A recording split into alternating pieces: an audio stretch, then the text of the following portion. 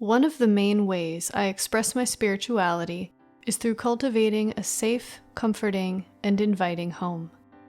As I get older and plan for a family of my own, I realize how important it is for my children to have a safe and sacred place to grow up and express themselves, and how important community is to me.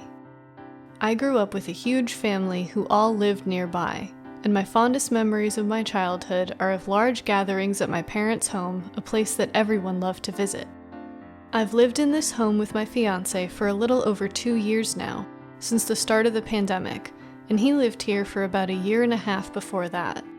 We've done quite a bit in terms of organizing our space and adding personal touches, but we haven't taken on any major cosmetic renovations beyond bringing in our furniture and planting a vegetable garden in the backyard.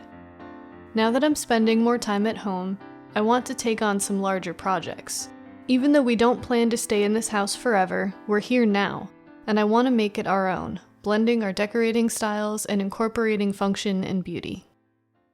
Hey everyone, welcome to Hearth of Haemonia. My name is Kate. Today I wanted to share with you some of the updates and renovations that I'm doing at my house. I talked about this in the last video. If you haven't seen it, I'll link it down below.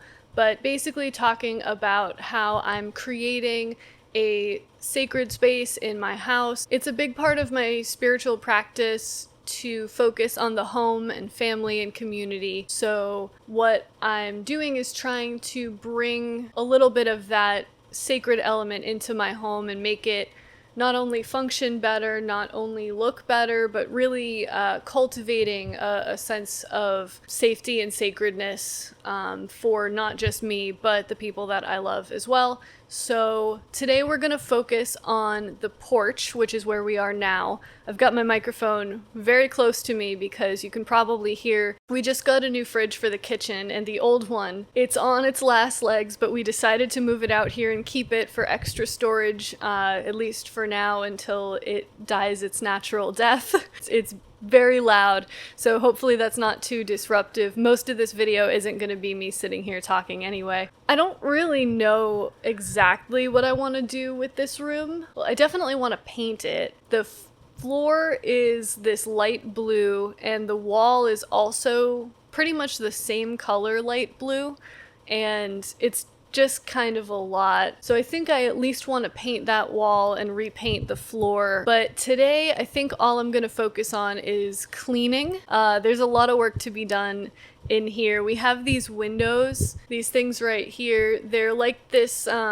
soft plastic. It's supposed to waterproof the place, which is great because we have hurricanes here and we need to keep the house protected from any potential water that might come in. So it's good to have them, but they're tinted and they make the room a lot darker than it is. I've got 2 ceiling fan lights, I have a floodlight, and I've got a ring light on me, and it still feels a little dark in here. So I'm going to be taking those out at least for now, cleaning all around the window frames. There's some mildew. This is an outside room. I think this was put on as an addition, but it was never meant to be part of the main house, so it's not insulated super well. We get a lot of humidity, so there's a lot of mildew like on the ceiling, which is metal. So I'm going to be cleaning some of that out, cleaning the windowsills, starting to get a sense of what I'm going to do in here. So in terms of decoration, in terms of furniture, I have all the furniture you see in front of me. I've got this couch, there's another couch over there, there's a chair, a coffee table, and an end table. Basically, this was all the stuff that was in my living room before I moved into this house. I just sort of recreated my living room out here. It's not really outdoor furniture, but it serves the purpose for now. You can't really see it in this angle, but I'll show you. The room sort of extends out that way, and we do a lot of our gardening out there, so I don't want to put too much furniture over there. Those are sort of my ideas right now. So I'm going to be cleaning today, and I'm going to try to take you along for that journey so that you can see the beginning of the transformation of this room. The first thing I did was remove all the plastic windows from the window frames. A lot of them were stuck, and I had to use WD-40 to loosen them up. And this is why I don't like keeping them in, because they really don't slide like they're supposed to. There is one window that's stuck, so I'm just going to leave that for now and come back to it another day. As you can see, it's just so much brighter in here, so much nicer. This is really what I want the porch to look like. Now, time to clean. I didn't want to use any chemicals or other cleaners like vinegar that might damage the plants in our landscaping beds, so I just used simple water and some brushes to get the bulk of the dirt and the debris out. I cleaned inside all the window tracks and every surface, especially where mildew had started to grow. It's obviously not perfect, but at this point I'm really not aiming for perfection. I'm aiming to get the job done. I did a very, very deep clean of the windows last year, and I learned that a deep clean of these windows lasts about 2 weeks, and then you gotta do it again. So I'm not going to make myself nuts. I mean, it looks way better than the other ones, right? Compare that. Yeah, so much better. So I'm gonna repeat that with all of the windows, and then I will check back in with you later. I managed to get most of the dirt and mildew off of the window frames, and I did the ceiling as well, and you can see how much better that looked when I was done. I didn't use mildew remover because the smell of it is honestly worse than the mildew itself, so I just scrubbed it off the metal ceiling and called it good enough. Next, I tackled the fridge. We put this plastic bag over the door where you can get the water and ice because we didn't want any mold or critters in there. The fridge was kind of gross and needed a good scrubbing, as you can see, so I took all the shelves out and washed the frame.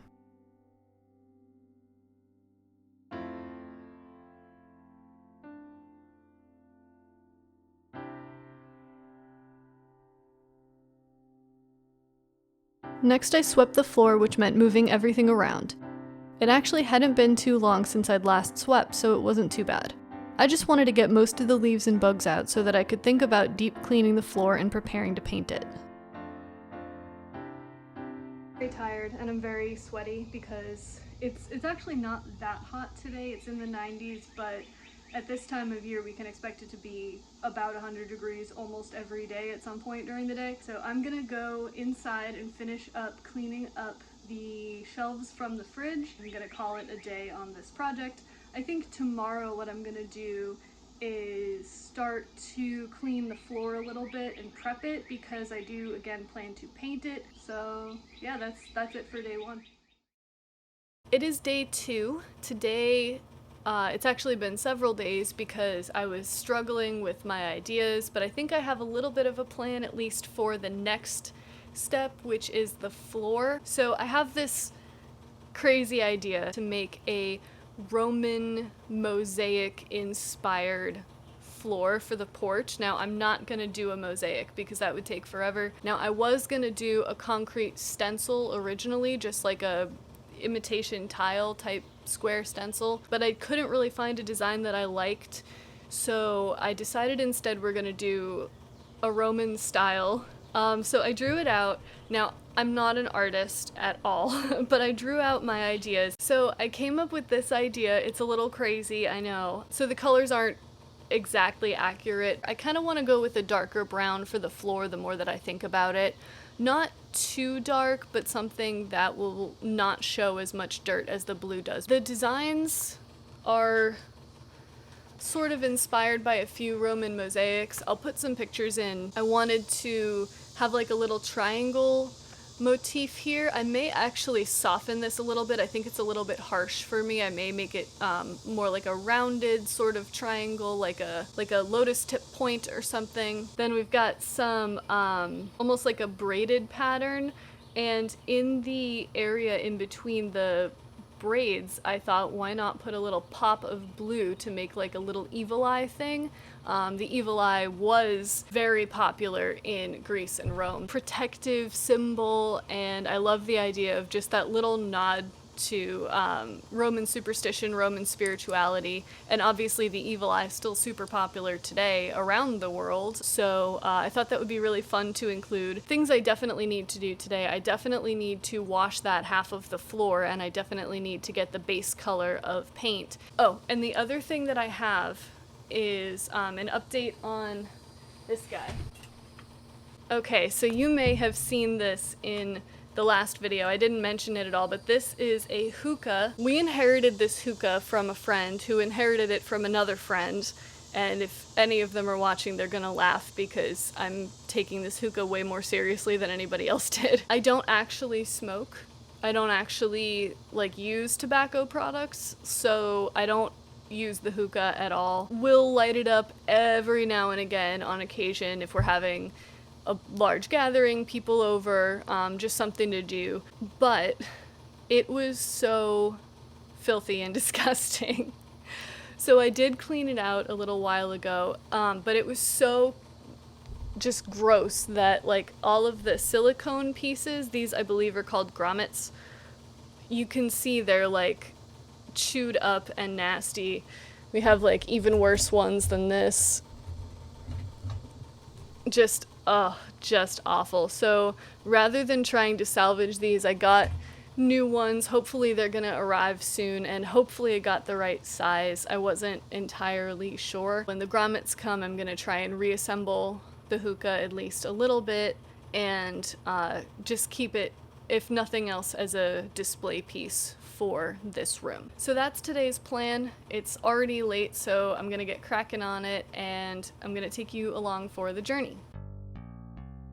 To prep the floor for painting, I scrubbed it with soapy water and a stiff brush. I wasn't trying to make it perfect, but to clean it enough that the paint would stick to it. I did try to rough sand it with an orbital sander, but it basically didn't work and it's probably fine the way it is. The scrubbing was probably the biggest job of this whole project. It took a couple hours to get the whole surface scrubbed, but this is an important step in the process and it was definitely worth it.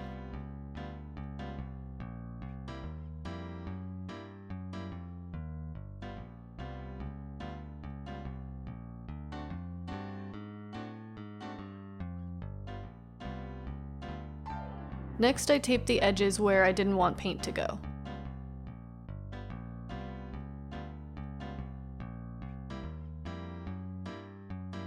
This is the color I chose. Like I said, I went with a sort of medium brown, and I actually really love it. It looks a little bit orange when it goes on, but it ended up drying to more of a reddish, almost terracotta color. So I went around the edges with a paintbrush, and then I went back in with my roller for the big sections. I found pretty much all of these painting materials in the shed from the previous owner, so I didn't have to buy any new supplies.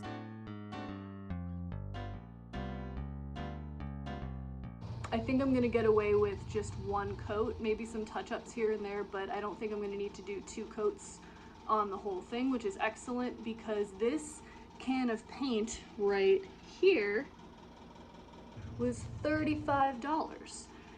So if I were to get a second gallon of paint to do a second coat, that would mean the floor alone would be $70, and that's not what I'm interested in. I have a lot of plans for this place, so if I can get away with one coat, I'm gonna do it. But that's basically it for today. It's over 100 degrees, I'm sweating, and I'm gonna go inside, and hopefully, even though it's about 100% humidity, hopefully if I leave the fans on overnight, it will dry by tomorrow and we'll be able to see it. So that's it for today. See you tomorrow.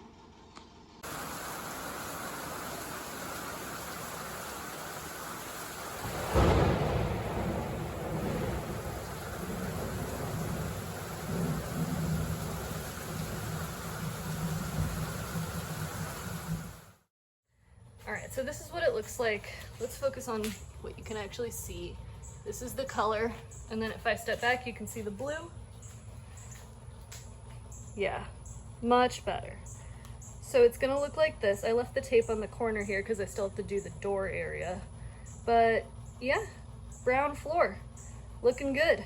Needs some touch-ups, obviously, but not too bad. It took about 2 days for the first section to fully dry, and once that was done, I went back out and repeated the process with another section. Okay, so I am waiting for the floor to dry before I paint it. In the meantime, I thought I would show you. These guys came in the mail. These are the grommets for the hookah that I was talking about the other day. Like I said, the old ones are very beat up and nasty. So I got this pack of new ones, and there's a lot more than 4, but I don't know if they are going to be the right size. I think they are, but we're gonna just see here. You see the difference between, like, this is the biggest one of these. It came with 3, but this is the biggest one. It's not super identical, but I think because this one goes in the bottom here, it might be okay. So I'm gonna try and put this together. I don't have a replacement tray just yet, but clearly I need one.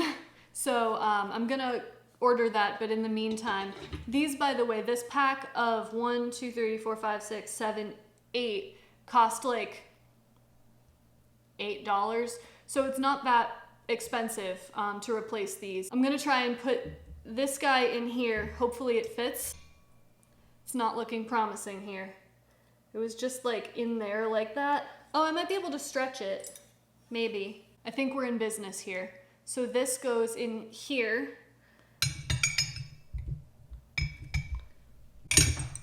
I don't know, it is the same size, but it's probably just because it's new and I'm not particularly strong, but I think it's possible. I've taped up the next section here. Once I paint this next section, I have to walk on the painted side. So I had to make sure that everything I needed was out of here for at least the next couple of days.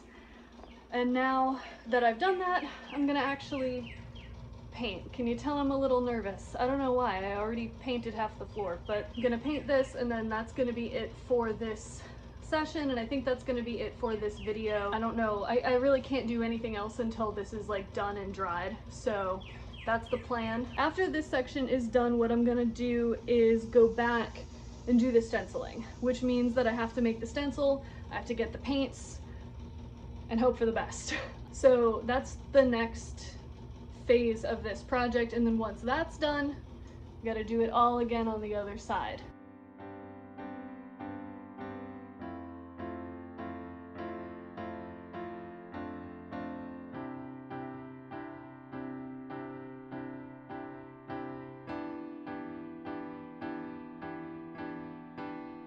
This is as far as I'm gonna go today. Can't go over there for at least a day, probably 2.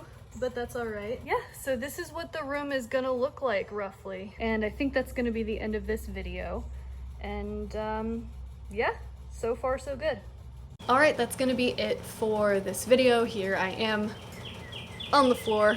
It's great, feels awesome to be halfway done with at least the base color. So thank you for watching. If this is something you enjoyed and you want to see more of it, or you want to stay updated on my progress, you can go ahead and subscribe. So yeah, thank you again for watching, and I will see you next time.